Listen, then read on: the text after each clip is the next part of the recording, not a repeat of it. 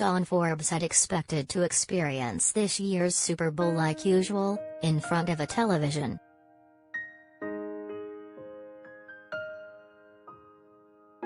Then the deaf Detroit rapper got the electrifying phone call that promised a career milestone. The NFL wanted him for its upcoming Super Bowl 56 halftime show, performing alongside Dr. Dre, Eminem, Snoop Dogg, Kendrick Lamar and Mary J. Blige in the 56-year-old game's first ever hip-hop extravaganza.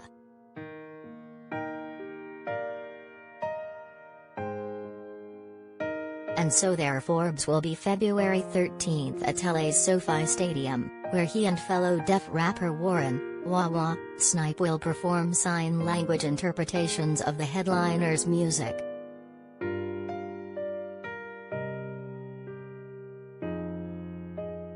It's the first time the NFL has incorporated sign language performances as part of the halftime program. Their American Sign Language (ASL) renditions, what the NFL describes as an elevated accessibility experience, will be viewable at NBCSports.com and the NBC Sports app.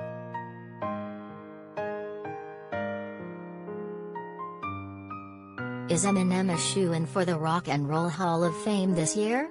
History suggests yes.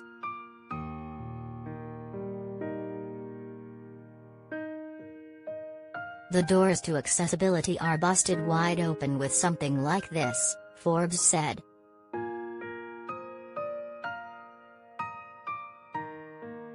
He can't disclose much about the closely guarded halftime set, but he does know he'll be accompanying the appearances of Eminem and Snoop. He heads to Los Angeles on Sunday for a week of rehearsals.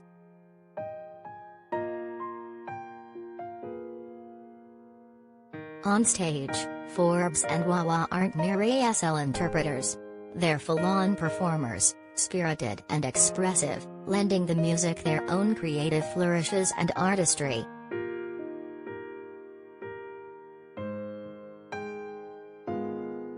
Wawa has already made a Super Bowl mark, wowing audiences last February with his animated, elegant performance of the national anthem alongside Jasmine Sullivan and Eric Church, along with a rendition of America the Beautiful.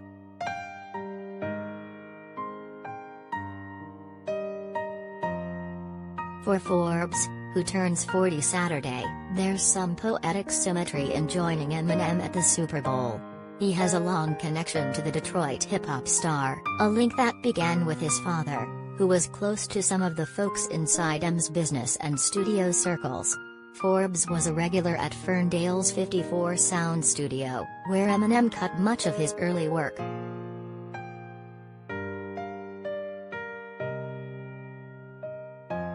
Dolly Parton, Duran Duran, Eminem top varied lineup.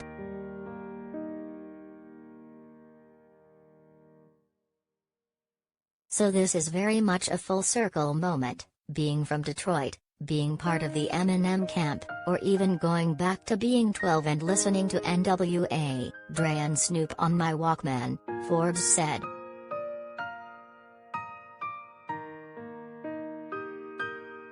At 54 Sound in 2005, he got the chance to show Eminem a video of his intense ASL interpretation of Lose Yourself, drawing a response Forbes often gets from hearing folks, deaf people like music?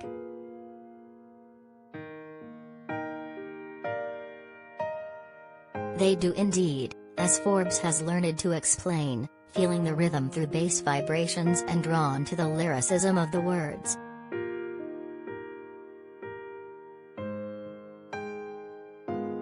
That was purely Sean Forbes trying to find an opportunity in the music industry, Forbes said. I just wasn't sure what that was yet.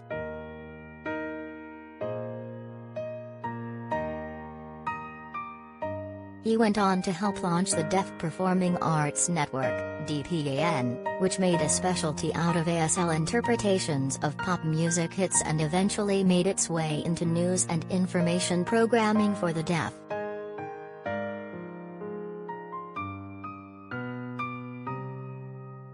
As a solo artist, Forbes carved out a name as one of the most significant figures in the world of ASL performing, as he toured and collaborated with people such as actress Marlee Matlin. His 2020 album Little Victories topped the Amazon sales charts the week of release.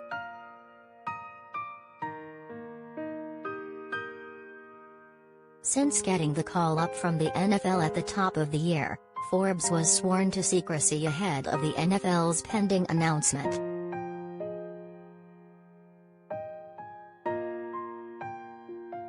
Adele confirms Brit Awards performance, her first since postponing entire Vegas residency.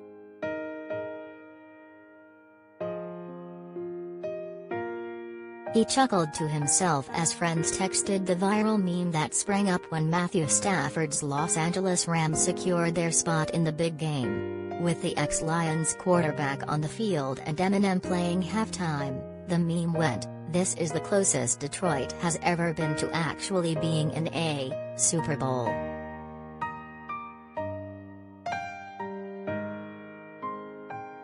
Forbes knew there was one more Detroiter who'd be in the mix.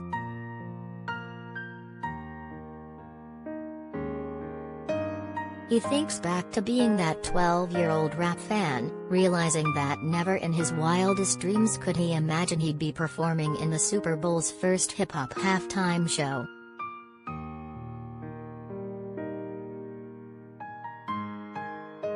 "My goal is to get out there, show what we can do, and have fun," Forbes said. "And I want to open the door for other deaf performers."